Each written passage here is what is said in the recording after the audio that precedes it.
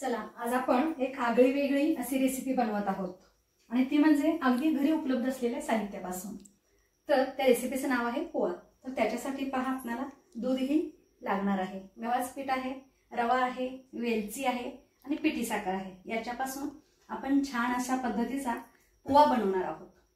तर पहा आपण साहित्य कोणतं घेतलेलं आहे। 1 वाटी गव्हाचं पीठ आहे, खोबऱ्याचे काप आहेत, रवा घेतलेला आहे, बारीक रवा, वेलची घेतलेली आहे आणि दूध 1 फुलपात्र आहे। आपण हा बाउल घेतलेला आहे, याच्यामध्ये हे गव्हाचं पीठ आपण घालून घेत आहे। 1 वाटी आहे। हा रवा जो आहे बारीक 4 चमचे आहे। खोबऱ्याचे बारीक हे असे आपण काप करून घेतलेले आहेत, हे घातलेले आहे आणि त्याच्यानंतर ही वेलची आहे, ही आपण घालत आहोत। आता आपण याच्यात हे थोडं थोडं दूध घालत पीठ हे अगदी भज्याचं जसं पीठ असतं ना भजीचं त्याप्रमाणे करून घेत आहोत। चवीपुरतं थोडंसं इथं मी मीठ घालत आहे आणि आपल्याला याच्यात 4 चमचे साखर घालायची आहे। याच्यामध्ये पिठी साखर घालते मी, पिठी साखर पण याच्यात घालत आहोत। 4 मोठे चमचे पिठी साखर आहे, याच्याऐवजी गुळ वापरला तरीही चालेल। पहा हे आपण मिश्रण सगळं अशा पद्धतीने तयार केलेलं आहे। याच्यामध्ये आपण आता हे दूध घालणार आहोत। बंद करा। पहा हे मिश्रण आपण आता सर्व एकत्र करून घेऊया।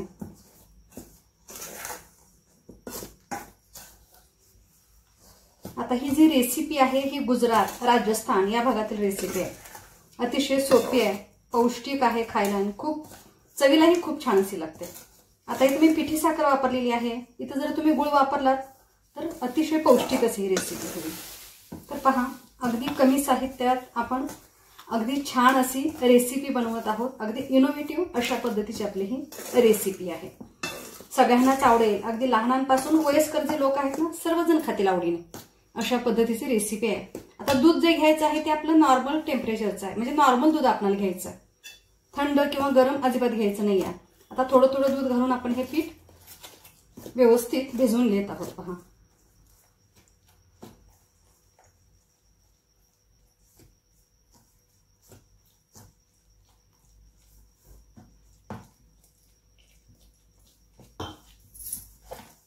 मिक्स करत आपण अशा पद्धतीने जायचं आहे।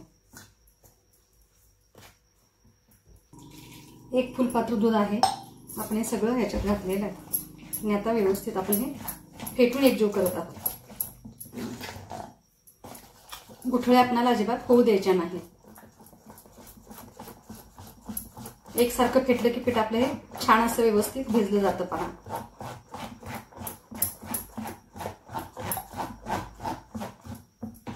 आता याच्यामध्ये तुम्ही ड्रायफ्रूट टाकला तरीही चालेल, अधिक पौष्टिक होईल मग ही रेसिपी।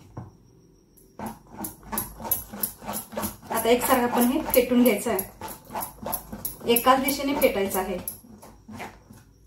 पूर्ण 1 फुलपात्र दूध आपण लागलेलं आहे आपल्याला। 1 वाटी पिठासाठी 1 फुलपात्र दूध लागलेलं आहे।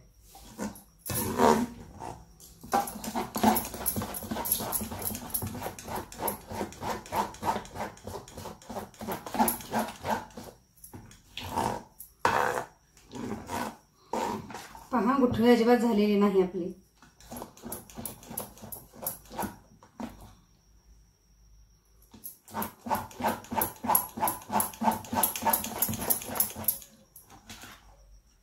अशा प्रकारचं पीठ जे आहे आपलं अशा पद्धतीचं होणं गरजेचं आहे। आणि ते आपलं भजीचं पीठ असतं ना त्या पद्धतीचं ते आपण पीठ तयार करून घेतलेलं आहे।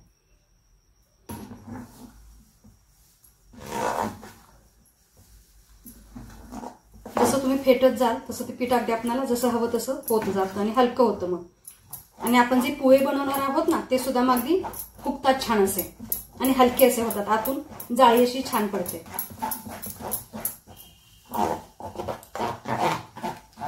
त्यामुळे छान असं फेटायचं आहे एकसारखं।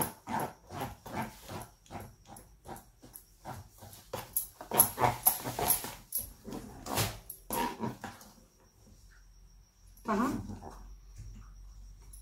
स्मूथ असं आपलं हे पीठ तयार झालेलं आहे।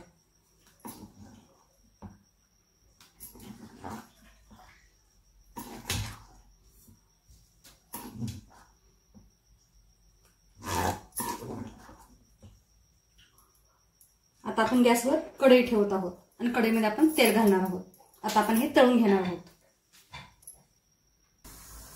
पहा, आपण तेल तापत ठेवलेलं आहे. कढईमध्ये तेल आपलं तापत आहे.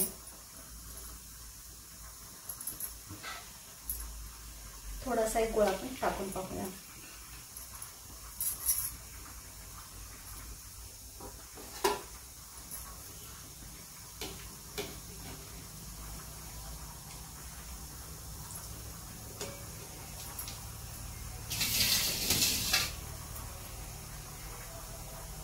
तेल आपलं तापलेलं आहे.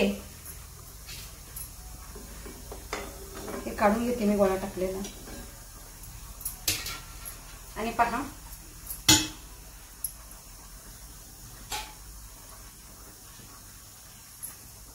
पहा, हे जे पीठ आहे ते आपण असं पळीत घेणार आहोत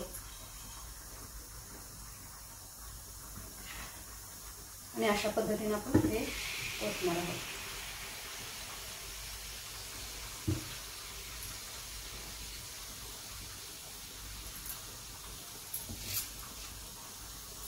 ओतल्यानंतर आपण याच्यावर असं तेल उडवायचं आहे.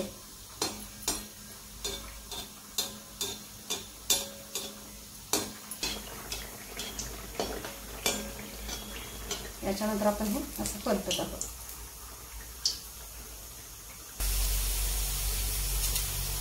छान पद्धतीने आपण हे अगदी व्यवस्थित तळून घ्यायचं आहे. घाई करायची नाही, तर मग आतमध्ये पीठ कच्चं राहण्याची शक्यता असते.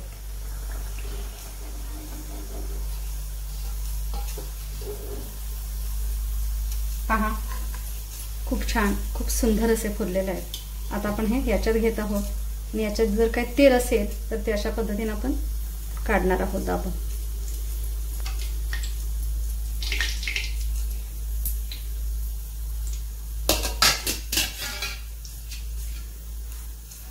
पहा, खूप छान अशा प्रकारे आपले हे पोहा तयार झालेला आहे. अशा पद्धतीने आपण सगळे आता तळून घेत आहोत.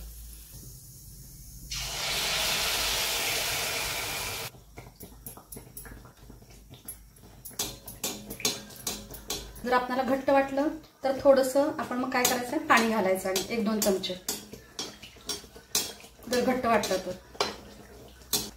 पहा, अशा पद्धतीने आपण हे सगळे पोहा जे आहे ना हे भाजून तळून घेत आहोत. असाच याला कलर येऊ द्यायचा आहे, म्हणजे खुसखुशीत आणि कुरकुरीत राहतात शेवटपर्यंत. हे मऊ आणि कुरकुरीत असे असतात.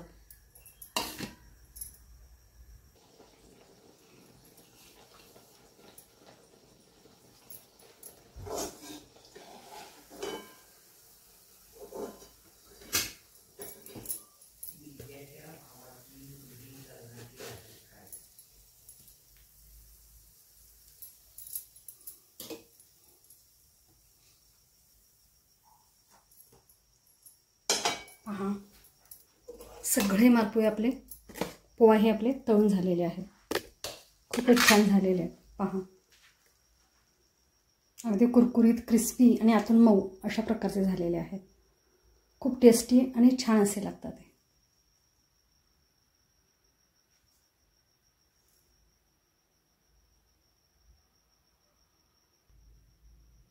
पहा, खूप छान असे झालेले आहेत.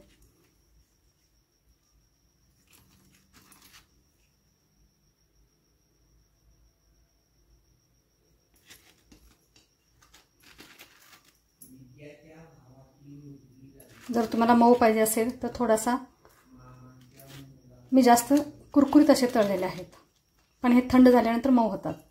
त्यामुळे अशा पद्धतीनंच या कलरवरच तळावे लागतात. खूप छान लागतात. आता आपण दूध वापरलेलं आहे त्यामुळे चवीला अप्रतिम असेच हे पोहे लागतात.